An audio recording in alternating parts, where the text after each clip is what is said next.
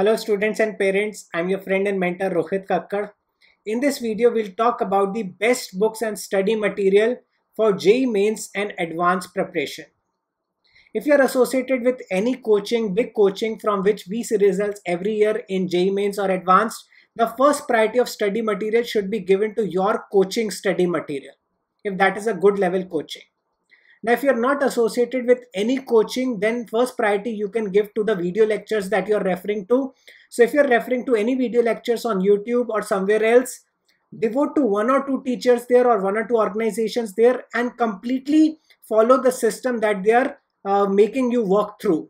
Do all the assignments, do all the sums, practice more and more questions, and keep watching the video lectures. That is the first priority. The second priority of study material or books is the good reference books. Good reference books in physics are H.C. Verma, Cengage series, Arihant series, or Resnick Halliday.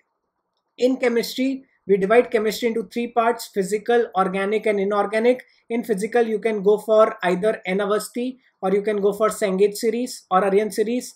In organic, you can go for O.P. Tandon, M.S. Chauhan, again Cengage series, Arihant series. In inorganic chemistry, again you can go for O.P. Tandon, J.D. Lee, or Cengage series, Arihant series.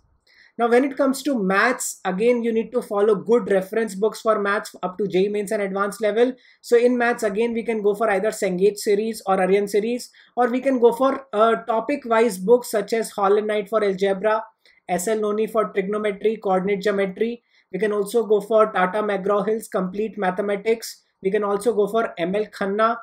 Like this, we can select our books. But what I'll recommend is that don't pile up the books. Just buy one book for now. You also have your coaching study material. Give first priority to the coaching material, second to the reference books, and third priority you need to give to NCERT. These days, we also see that direct questions from NCERT comes in JEE Mains.